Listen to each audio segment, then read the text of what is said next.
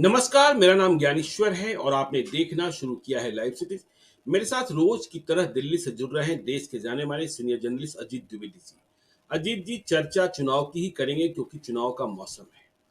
और देखिए, जब हम बिहार के चुनावों की बात करते हैं, पिछले चुनावों की बात करें, 2024 के चल रहे चुनाव की बात करें, तो एक चीज बदलती हुई दिखाई पड़ रही है।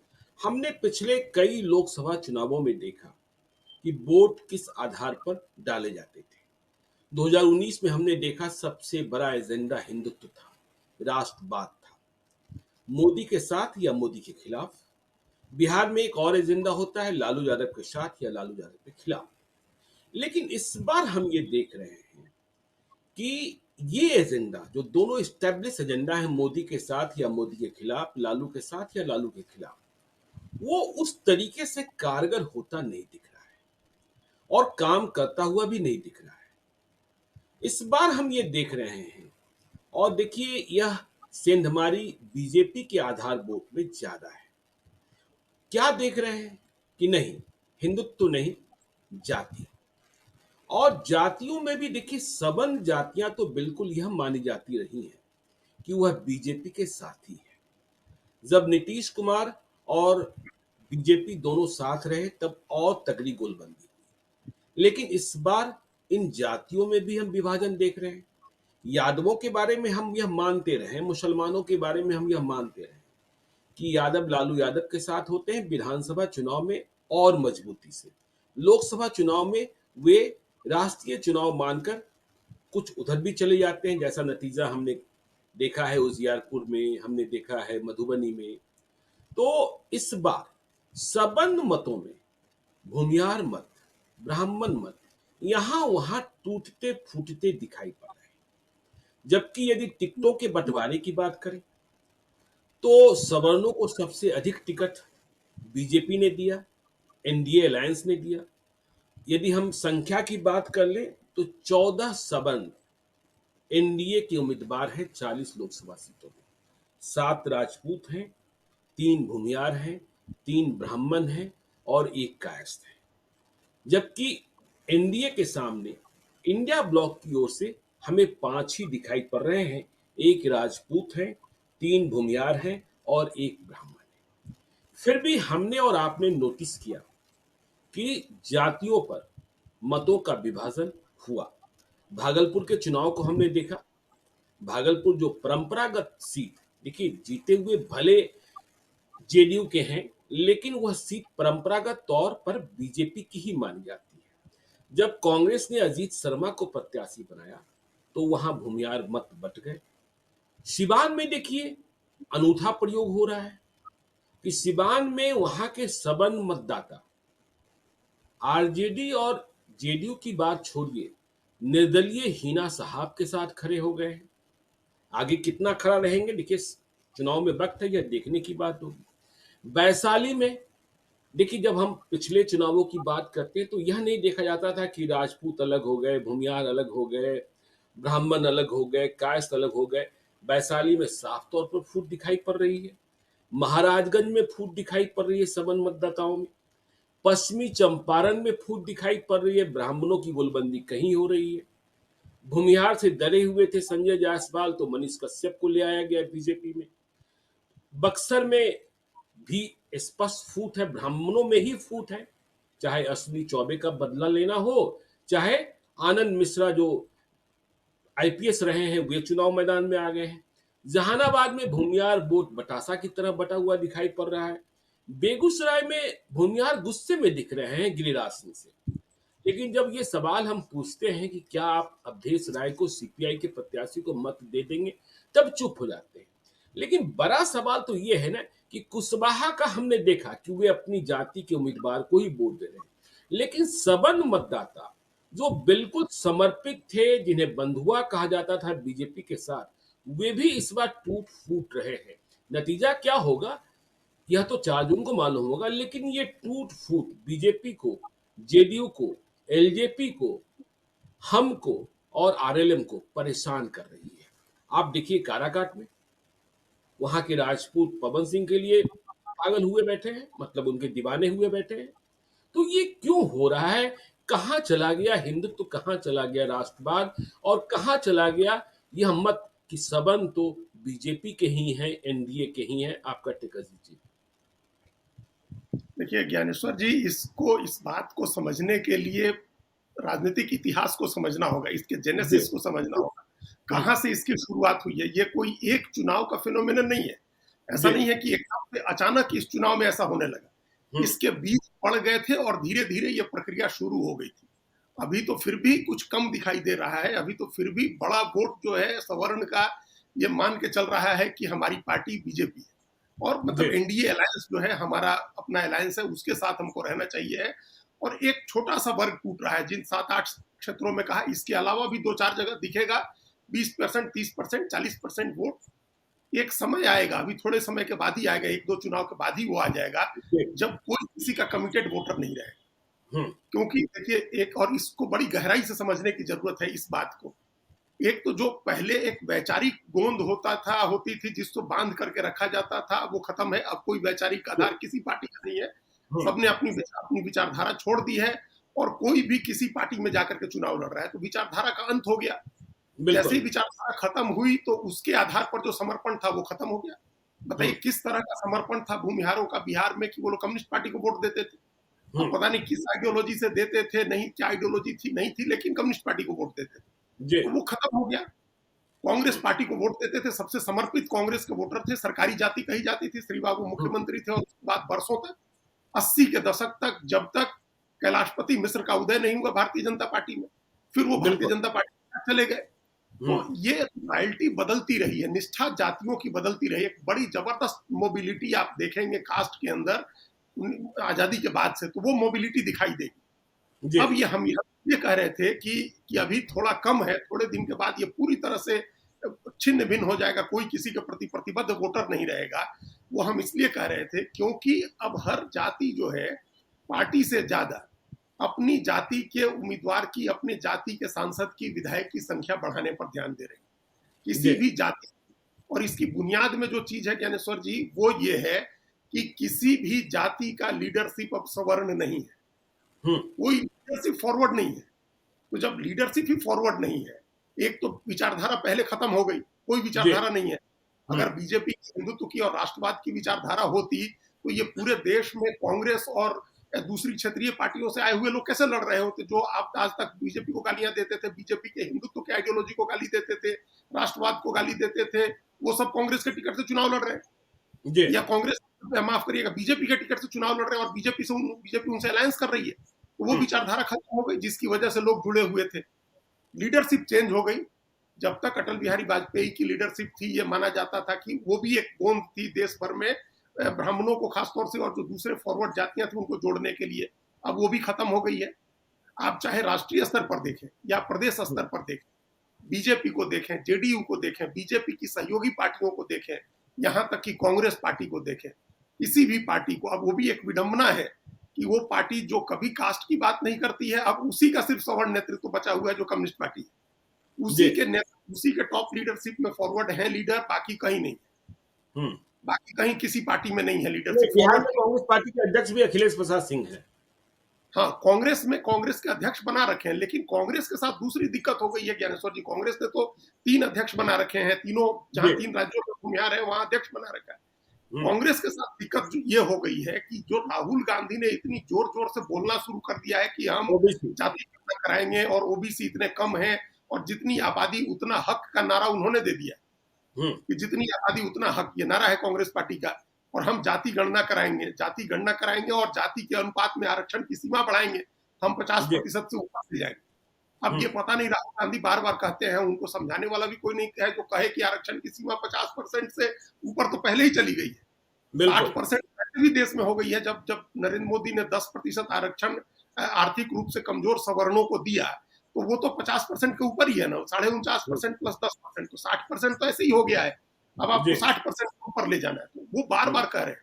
तो उन्होंने भी एक इस चीज को डैमेज किया है, जो एक वोट, अगर जो बीजेपी की ओबीसी पॉलिटिक्स से अगर किसी को परेशानी हो रही थी, लग रहा था कि बीजेपी बहुत ज्यादा ओबीसी पॉलिटिक्स कर रही है, पिछड़ा की बात कर रही है, तो उसको छोड़ करके हम दूसरा ऑप्शन देखें, तो राहुल गांधी ने उस ऑप्शन को खत्म कर दिया। उन्होंने बिल्कुल। कर दिया कि हम 85% आरक्षण देंगे और जितनी आबादी उतना हक करेंगे, 90 सचिव हैं उसमें 3 ओबीसी हैं, ये सब बातें कह के उन्होंने उसको डिस्ट्रैक्ट किया, उस वोटर को एक तरह से अपने से दूर कर दिया, उन्होंने उसको साथ जुड़ने नहीं दिया। वो जी कांग्रेस की बात आपने कही तो वो बीच में एक बात आ गई, अन्यथा लीडरशिप एक बड़ा कारण है। तो हम्म, यहाँ क्या है, जो फॉरवर्ड जातियां हैं बिहार में भी, उन्होंने समझ लिया कि नेता तो अल्टीमेटली नीतीश कुमार है या तेजस्वी यादव हैं या जी बीजेपी सरकार आएगी तो सम्राट चौधरी नेता है। हम्म, जैसे पिछली बार सब लोगों ने देखा जब सम्राट चौधरी को अध्यक्ष बनाया गया और उप मुख्यमंत्री बनाए गए, और एकदम स्पष्ट रूप से उनकी पोजिशनिंग हुई है मुख्यमंत्री बनाने की। बिल्कुल जब उनके पहले जो लोग थे उसमें तारकिशोर प्रसाद थे और रेणु देवी थी, हम्म, दोनों पिछड़ी जाति से आते थे। उसके पहले पार्टी उप मुख्यमंत्री थे तो सुशील मोदी थे, पिछड़ी जाति से आते थे। तो अध्यक्ष भले नाम के लिए फॉरवर्ड होते रहे हो, चाहे मंगल पांडे हुए, चाहे राधा मोहन सिंह हुए, गोपाल नारायण सिंह हुए, ये लोग अध्यक्ष होते रहे हैं, जी लेकिन मूल रूप से पार्टी को अब एक मजबूरी हो गई है कि वो ओबीसी चेहरा दिखाए, ताकि एक बल्क में जो वोट है, जो बड़ा वोट है, जो 52% 54% जिस वोट की बात होती है, वो साथ में आके जुड़े। हम्म, तो इसके लिए उसने शुरू कर दिया, ओबीसी की पॉलिटिक्स है बीजेपी की, जेडीयू की पॉलिटिक्स ओबीसी की है और आरजेडी की पॉलिटिक्स ओबीसी की है। तो फॉरवर्ड के लिए ये एक आदर्श स्थिति हो गई, स्वर्ग वाली जी स्थिति हो गई कि हम्म, भाई हमारा तो कोई नेता है नहीं, कोई पार्टी, किसी पार्टी का लीडर तो हमारा है नहीं, किसी बिल्कुल भी पार्टी की सरकार बनेगी तो हमारा आदमी तो मुख्यमंत्री बनेगा नहीं। तो जी हम अपनी पोजिशनिंग ऐसी करें कि हमारा ज्यादा से ज्यादा एमपी जीते, ज्यादा से ज्यादा एमएलए जीते, और हम्म, पार्टियां हमको ज्यादा से ज्यादा टिकट कब देंगी, जब हम अपनी ताकत दिखाएंगे, हम अपनी फ्लेक्सिबिलिटी दिखाएंगे, जब हम ये धारणा तोड़ेंगे कि हम बंधुआ है किसी, और बिल्कुल जैसे ही ये धारणा टूटेगी और ये लगेगा कि कैंडिडेट देने से ही ये जाति वोट देती है, तो हम्म, सब सब कैंडिडेट की संख्या बढ़ाएंगे। इस बार हम्म, हम लोग देख रहे हैं ना कि इंडिया ब्लॉक 3 फॉरवर्ड लड़ा रहा है, जी तीन तीन ब्रह्म, 3 भूमिहार लड़ा रहा है, फॉरवर्ड तो हाँ तीन बुनियाद लगा रहा है जी 3 भूमिहार लड़ा रहे हैं, जिनकी तरफ से बड़ी मुश्किल से कोई एक होता, हम्म, तो वो 3 भूमिहार लड़ा रहे हैं, 5 फॉरवर्ड लड़ा रहे हैं। तो फॉरवर्ड इसलिए उनको वोट दे रहा है ताकि वोट की ताकत दिखेगी तो अगली बार वो भी 5 की जगह 10 लड़ाने को बाध्य हो, जी उनको भी 10 लड़ाना होगा। जैसे जैसे जैसे एनडीए की तरफ से 14 लड़ रहे हैं, तो एक हम्म, समय आएगा, अगर इस बार ये ताकत दिखा दी, अगर आपने जैसे बताया कि भूमिहार वोट कर रहा है, मुन्ना शुक्ला को अगर कर देता है, ये अखिलेश हम्म, प्रसाद के बेटे को कर देता है, महाराजगंज में आकाश प्रसाद सिंह को, उसने ये वोट किया है भागलपुर में नहीं अजीत शर्मा। गोलबंदी देखिए ना, गोलबंदी देखिए, आपने महाराजगंज की बात कर दी। बहुत चर्चा थी कि सच्चिदानंद राय चुनाव लड़ेंगे, उन्होंने ऐलान भी कर दिया था।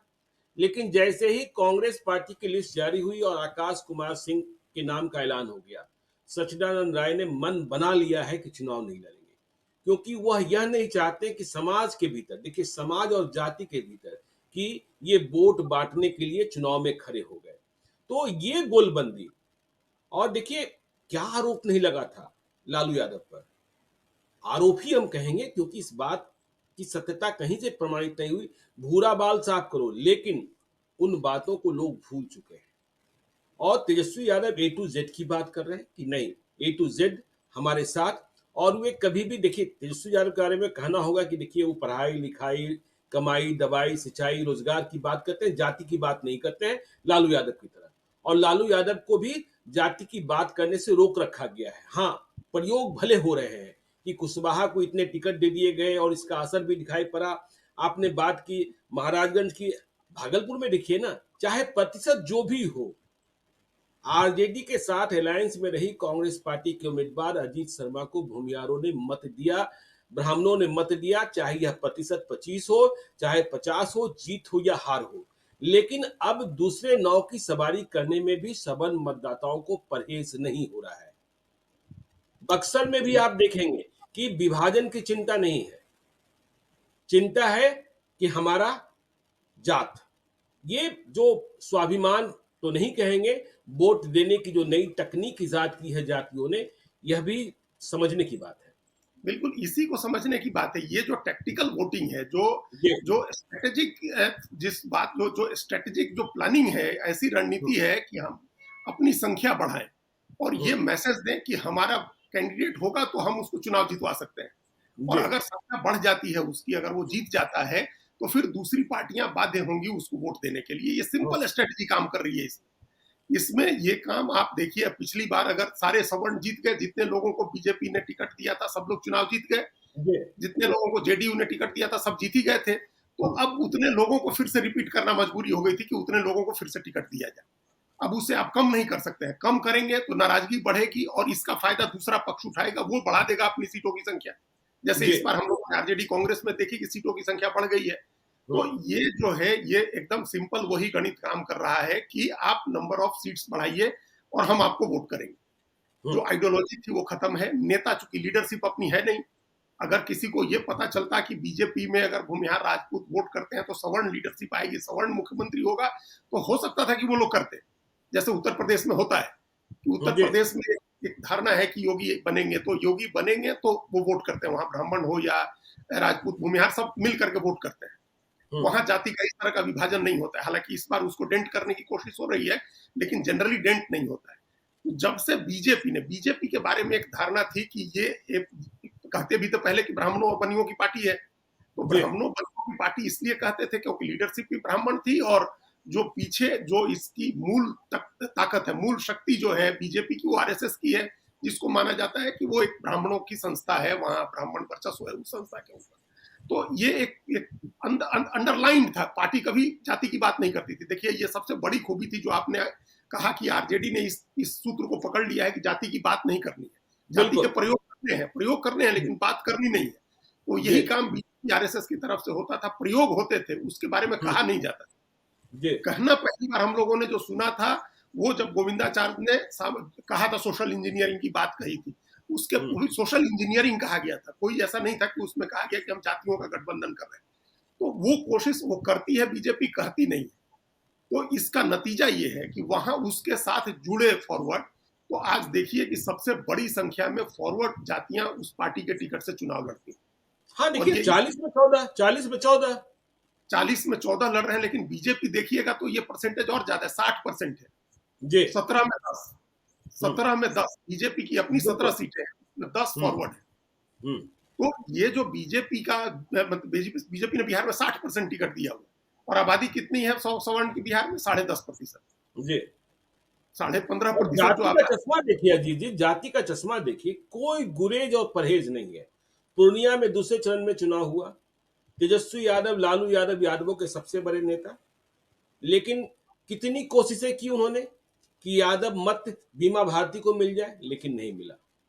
यादव पप्पू यादव के साथ ही गए। आप चंपारण से आते हैं, अभी जब हम ये कार्यक्रम रिकॉर्ड कर रहे हैं उसके पहले ही मुझे किसी ने फोन किया कि वहां दूसरे ब्राह्मण को खड़ा होने नहीं दिया जा रहा है। क्यों भाई? तो पुराने चुनावी इतिहास को कि यदि रघुनाथ झा और प्रकाश झा दोनों नहीं लड़े होते तो यह सीट ब्राह्मणों से नहीं निकली होती है। बिल्कुल। तो इस तरीके से लड़ाई को अब आप सिवान में ही देखिए कि सारे गुरेज परहेज लोग भूल गए।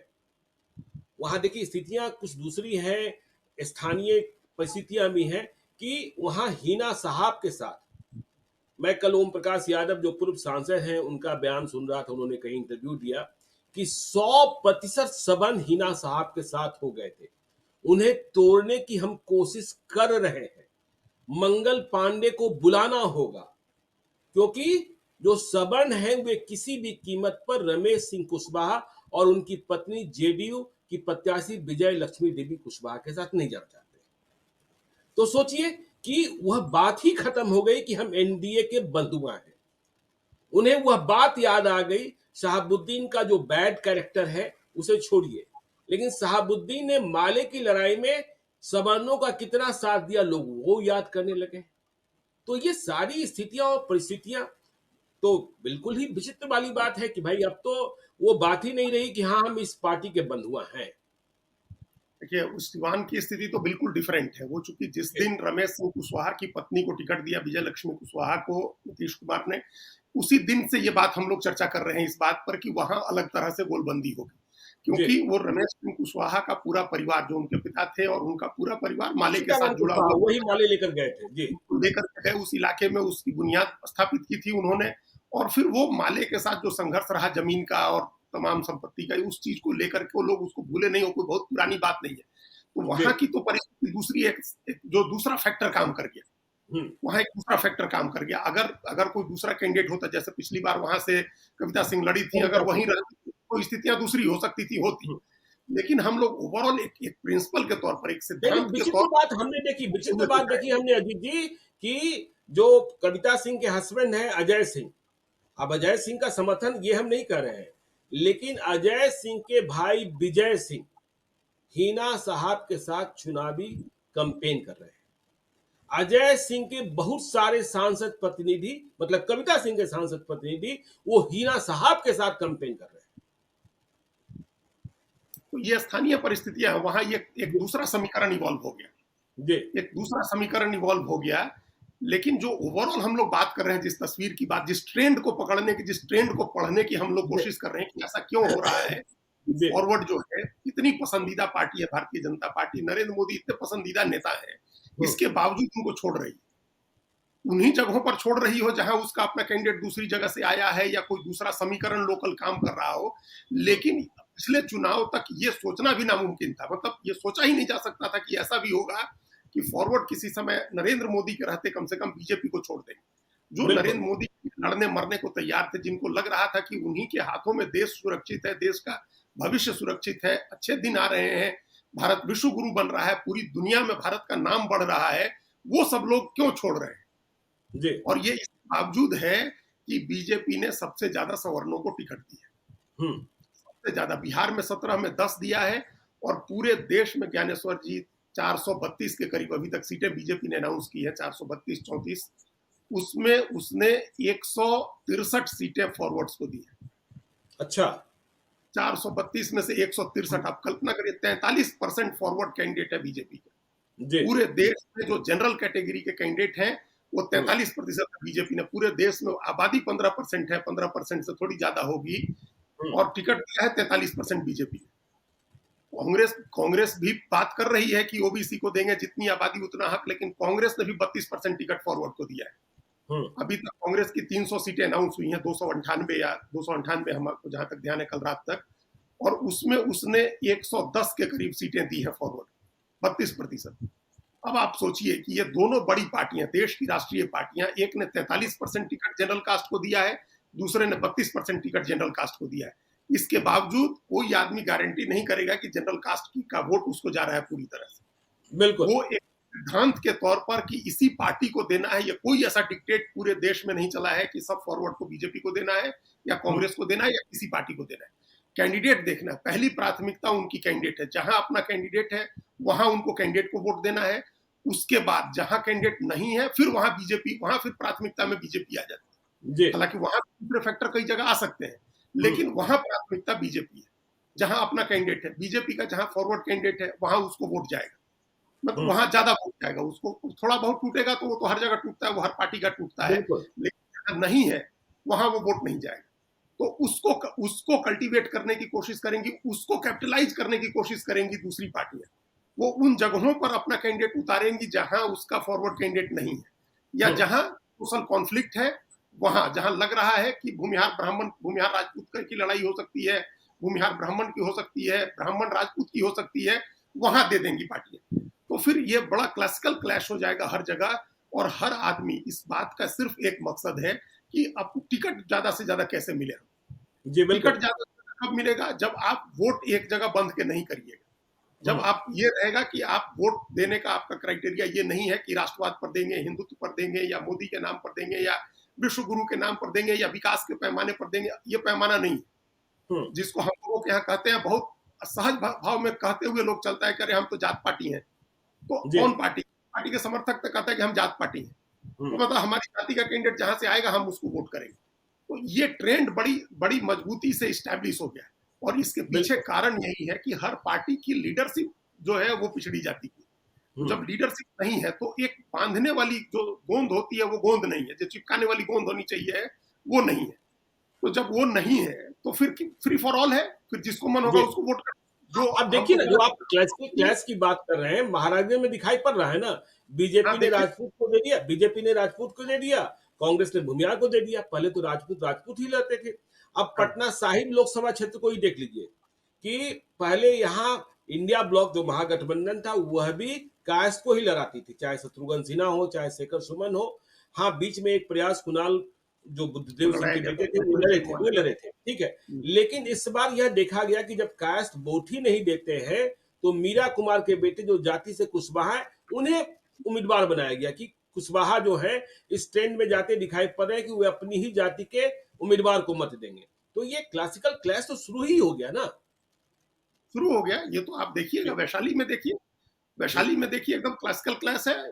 वैशाली में भूमिहार है, जी कैंडिडेट बिल्कुल। आरजेडी ने दे दिया हाँ, वहाँ को, हाँ, और उधर से वीणा सिंह लड़ रही हैं एनडीए से। उसी तरह हुँ, से महाराजगंज में है। तो ये एक तरह का ट्रेंड अब शुरू हो गया ये, और ये ट्रेंड अभी खत्म नहीं होगा। ये एक नया दौर आ गया भारतीय राजनीति का। बिहार की राजनीति पर हम लोग चर्चा कर रहे हैं, बिहार की राजनीति का। जी, वहाँ कोई परहेज नहीं है लालू यादव। हुँ, जब उनको पता है कि इधर से तेजस्वी यादव नेता होंगे, उधर हुँ, से चिराग पासवान नेता होंगे, उधर से सम्राट चौधरी नेता होंगे, तो फिर इनमें किस मतलब कोई जुड़ने की कोई वैचारिक आधार नहीं है। ये बिल्कुल, किस वजह से कोई सामाजिक आधार नहीं है। सामाजिक जिसको बोलते हैं कि कोई एक होता था कि पहले रक्त संबंध से लोग जुड़ते थे कि भूमिहार है तो भूमिहार के साथ भूमिहार नेता है, राजपूत नेता है, ब्राह्मण नेता है, यादव नेता लालू यादव के साथ किस वजह से सारे यादव जुड़ते हैं? इसी वजह से बिल्कुल। जुड़ते हैं कि वो यादव है। हुँ, यादवों के लिए उन्होंने, ऐसा तो है नहीं कि बिहार के यादवों के लिए उन्होंने बहुत कुछ कर दिया या सारे यादवों को हुँ, कुछ ना कुछ उन्होंने दे ही दिया। ये जी, तो जो बात बार हर हर जगह जो प्रशांत किशोर बात कहते हैं, वो यही तो बात कहते हैं कि भाई यादव के बेटा में सबसे समझदार बेटा लालू यादव का ही है। हुँ, जब हुँ, वो यादव के नेता है तो किसी किसी दूसरे यादव के बेटा को क्यों नहीं बना दे रहे हैं? तो ये बात तो बहुत जायज है, सवाल तो बड़ा जायज है। जी, लेकिन अब वो यादव इसके बावजूद वोट देता है आरजेडी को, क्योंकि उसका नेता यादव है। हुँ, इसी तरह से भले जहां कुशवाहा कैंडिडेट है वहां वोट बीजेपी को नहीं जा रहा हो, लेकिन जहां नहीं है वहां तो जा रहा है बीजेपी को, क्योंकि बीजेपी ने नेता बनाया हुआ है सम्राट चौधरी को। नहीं वो तो हमने देखा ना। देखिए आज आज ही मैं बात कर रहा था सुपौल, जहाँ तीसरे चरण का लोकसभा चुनाव है, तो सुपौल में देखिए क्या हुआ कि जेडीयू के दिलकिशोर कामत चुनाव लड़ रहे हैं और आरजेडी ने चंद्रहास चौपाल को बनाया है। वहां बैद्यनाथ मेहता जो उपेंद्र कुशवाहा के साथ थे, आईआरएस पदाधिकारी थे, उन्होंने बीआरएस लिया और लंबे समय से चुनाव की तैयारी कर रहे थे, वे निर्दलीय आ गए। लेकिन निर्दलीय है मुकाबले में नहीं है, इसलिए वहां के कुशवाहा जीतने वाले पक्ष का तराजू तौल रहे हैं और उनके साथ जाते हुए दिखाई पड़ रहे हैं। तो ये तो बिल्कुल जो है ना वो साफ साफ दिखाई पड़ रहा है। अब आप वाल्मीकि नगर ही देखिए, वाल्मीकि नगर में ब्राह्मण जो है वह कांग्रेस के साथ हुआ करते थे, लेकिन जैसे ही लड़ाई सुनील महतो और दीपक यादव की हुई, टिकट नहीं मिला ब्राह्मण को, तो ब्राह्मण जेडीयू के साथ एनडीए के साथ चले गए। देखिए पूर्वी चंपारण की बात हम लोग लगातार कर रहे थे कि भाई राधा मोहन सिंह से लड़ना है तो वहां किसी भूमिहार को लड़ाओ। हम्म? हाँ, अखिलेश सिंह ने हराया था 2004 बिल्कुल। 2004 में ही ना, 2004 में ना, 2004। 2004 में। तो यदि वहां कोई भूमिहार लड़ेगा तो क्लैश हो जाएगा। लेकिन जैसे ही कोई भूमिहार नहीं लड़ा, कुशवाहा आ गए, राजेश कुशवाहा, भले ही उनके साथ कुशवाहा चले जाए, लेकिन भूमिहार फिर से राधा मोहन सिंह के साथ हो जाएंगे क्योंकि तो इस तरीके की, हाँ बिल्कुल ये गणित तो देखा ही जा रहा है ना। हाँ, तो अब तो मतलब इसका मतलब ये है कि जो विचारधारा है या जो जी, पार्टी के प्रति समर्पण है वो बड़ा चुनिंदा है, सिलेक्टिव है, जी, हम्म, ब्लैंकेट नहीं है। एक होता है कि जी, ब्लैंकेट आंख बंद करके कमल छाप पर मुहर लगाना है, जो जी, पिछले 30 साल का ट्रेंड था। 1990 में लालू प्रसाद के उभार के समय से एक ये ट्रेंड था कि फॉरवर्ड जातियां आंख बंद करके बीजेपी और जेडीयू को वोट करेंगी। बिल्कुल, पहले जिसका समता पार्टी था, तो आंख बंद करके वोट करने वाला वो ट्रेंड खत्म हो गया। हम्म, अब आंख खुल गई है और बड़े सिलेक्टिव तरीके से वोट होगा कि हमारा कैंडिडेट अगर अगर फॉरवर्ड कैंडिडेट मतलब सामान्य जातियां, अगड़ी जातियां हैं, जी, उनका कैंडिडेट जिस पार्टी से होगा पहले उसको वोट करेंगे, और बिल्कुल, उसके बाद अगर उस पार्टी से नहीं है तो फिर बीजेपी को वोट करेंगे। जी, यही स्थिति वहां के साथ है कि अगर दूसरी पार्टी से भी कैंडिडेट है तो पहले उसको वोट करेंगे, और जहां नहीं है वहां बीजेपी को वोट करेंगे। यही बात यादवों के साथ है कि जहां आरजेडी का कैंडिडेट है यादव, या किसी भी पार्टी का यादव कैंडिडेट है, पहले उसको वोट करेंगे और उसके बाद मेजर वोट आरजेडी को जाएगा। तो जी। ये जो है वैश्य का है कि एक वैश्य का जहां कैंडिडेट है वहां वैश्य को देंगे, और उसके बाद हाँ, जहां कोई देखिए अपनी बस जाति बस में भी नहीं है वहां कन्फ्यूजन हो बीजेपी। गया, बस में भी कन्फ्यूजन हो गया। जो आप कह रहे हैं कि यह माना जाता था कि ब्राह्मण और बनिया की पार्टी है बीजेपी, वैसे भी कन्फ्यूजन है। और देखिए जहां एक ही जाति के दो उम्मीदवार हैं, वहां जाति के मतदाता यह तौल रहे हैं कि कौन मजबूत है। ठीक बात। काराकाट में देख लीजिए, उपेंद्र कुशवाहा और राजा राम कुशवाहा, कुशवाहा वहां तौल रहे हैं, मतों का विभाजन नहीं हो, पवन सिंह सामने आ गए हैं। वैसे पवन सिंह को लेकर भी कई तरीके की चर्चाएं हैं कि तो कुशवाहा सोच रहे हैं। अब बक्सर में देख लीजिए, बक्सर में 2 ब्राह्मण, बीजेपी के उम्मीदवार मिथिलेश तिवारी और उधर जो बीआरएस लेकर आए हैं आनंद मिश्रा इनकाउंटर स्पेशलिस्ट, ये दोनों ब्राह्मण मजबूती से चुनाव लड़ रहे हैं निर्दलीय। तो ब्राह्मण वहां देख रहे हैं मजबूत कौन रहेगा, जो मजबूत रहेगा उधर उसके साथ चले जाएंगे। हाँ, तो तो ये वही नहीं कहा कि ना, हाँ इंसान को दे देना है। इसी को समझ, इसी यही सेलेक्टिव वोटिंग इसी तरह से होती है। सेलेक्टिव वोटिंग है कि जी। जहां, जैसे वैश्य का आपने कहा, तो वैश्य का जहां कैंडिडेट है, चाहे वो आरजेडी का हो, कांग्रेस का हो, बीजेपी का हो, जेडीयू का हो, उसको तो देना ही देना है, वैश्य उसको वोट जी। देगा। लेकिन जहां वैश्य कैंडिडेट नहीं है, वहां वो बीजेपी के साथ जाएगा इन मास। बिल्कुल। हो सकता है थोड़ा बहुत टूटे, वो तो टूटता ही है, लेकिन जी। वहां फिर उसकी प्राथमिकता बीजेपी होगी। हम्म। तो ये हर जाति का एक प्रतिबद्धता है पार्टी के साथ, लेकिन बिल्कुल। वहीं पर जहां उसकी जाति का कैंडिडेट नहीं है, जहां हम्म। जाति का कैंडिडेट है वहां जाति के प्रति प्रतिबद्धता हो गई, जहां जाति नहीं है फिर वहां अलग अलग जातियों के लिए अलग अलग पार्टियां हैं। तो ये जी। बड़े, अब ये पहले अपवाद के तौर पर था, अब ये नियम हो गया, अब ये मेन स्ट्रीम है। यही जी। मेन स्ट्रीम पॉलिटिक्स है कि पहले ही प्राथमिकता जाति को देनी है। अपनी जाति का कैंडिडेट अगर हम जिताते हैं, तो फिर बाद में अगले चुनाव में सभी पार्टियां हमारी जाति के कैंडिडेट को देंगी। हमारा नंबर ज्यादा होगा तो हमारे लिए बेहतर होगा, हमारा काम होगा, हमारी सामाजिक हैसियत बढ़ेगी। तो ये जो सोच है, इस सोच में हर जाति दे रही है अब जाति को वोट। सवर्ण के, ये पिछड़ी जातियों में, कई पिछड़ी जातियों में पहले शुरू हो गया था, यादव में पहले से था, कुशवाहा में शुरू हो गया था, और जी। सवर्ण में, राजपूतों में ये ट्रेंड देखने को मिलता था। अब हम्म। हर जाति के अंदर ये ट्रेंड देखने को मिल रहा है, और जी सबने बिल्कुल। इस समझ लिया, सबने इस फॉर्मूले को पकड़ लिया है कि अगर हम ताकत दिखाते हैं, अगर बंधुआ बन के रहते हैं, फिर कोई नहीं पूछेगा। बंधुआ नहीं बन के रहते हैं, अगर हम स्वतंत्र अस्तित्व दिखाते हैं और ये मैसेज देते हैं कि हम किसी को भी वोट दे सकते हैं, तो जी। फिर हर पार्टी हमको पूछेगी। तो ये पूछ के लिए जो एक पूछना होता है, और इस बात को समझ के तेजस्वी यादव ने एक प्रयोग शुरू कर दिया था कि ब्राह्मण राज्यसभा में भेजो, भूमिहार राज्यसभा में भेजो, बिल्कुल। एमएलसी के भूमिहारों को। और फिर उसी की परिणति हम लोग देख रहे हैं। लोकसभा चुनाव में टिकट दिया गया, कांग्रेस ने 2 और आरजेडी ने जी। एक भूमिहार को टिकट दिया, फिर एक राजपूत और एक ब्राह्मण, 5 फॉरवर्ड लड़ रहे हैं उनकी तरफ से। हम्म। तो ये एक ग्राउंड ब्रेकिंग स्थिति जिसको कहते हैं, वो स्थिति है। अब ये टूट रही है, तमाम पुरानी परंपराएं हैं, जो तमाम पुरानी धारणाएं हैं, जो पुराने तरीके हैं, वो सब टूट रहे हैं, सब छिन्न भिन्न हो रहे हैं। और जी। और इसके बाद और इंस्टीट्यूशनल तरीके से ये चीजें स्टैब्लिश हो जाएंगी। पार्टियों की मजबूरी हो जाएगी कि वो ऐसी जातियों को टिकट दे जिसके समीकरण में वोट आए, और उसके हम्म। साथ अपना कोर वोट जोड़े और वो चुनाव जीते। तो ये टैक्टिकल वोटिंग और शिफ्टिंग, चूंकि फॉरवर्ड्स ने ये समझ लिया कि हमको लीडरशिप नहीं मिल सकती, तो बिल्कुल। लीडरशिप नहीं मिलेगी तो नंबर्स बढ़ाओ अपने। कम से हम्म। कम दूसरी ही जाति का, पिछड़ी जाति का ही कोई नेता है, अनुसूचित जाति का ही कोई नेता है, लेकिन उसकी पार्टी में हमारी संख्या ज्यादा रहे। तो अब इस रणनीति पर काम हो रहा है, और इसी वजह से ये सारी धारणाएं टूट रही। चलिए तो देखिए, हमने समझने की कोशिश की और यह चुनाव जो है ना फ्री फॉर ऑल होता दिख रहा है। जातियां अपनी ताकत बढ़ाती हुई दिखाई पड़ रही है। नतीजे क्या आएंगे उसके बाद इसका विश्लेषण तो होगा ही 4 जून के बाद। तो बिहार की और खबरें और बिहार के जो चुनावी स्थिति हालात हैं उस पर हम लगातार चर्चा करते रहेंगे। आप देखते रहिए लाइव सिटी को। यदि अब तक आपने हमारे यूट्यूब चैनल लाइव सिटी को सब्सक्राइब नहीं किया है तो जरूर कर लीजिएगा, और यदि इस वीडियो को फेसबुक पेज के माध्यम से देखें तो पेज को लाइक कीजिएगा, ट्विटर पर भी हमें फॉलो कीजिए। धन्यवाद।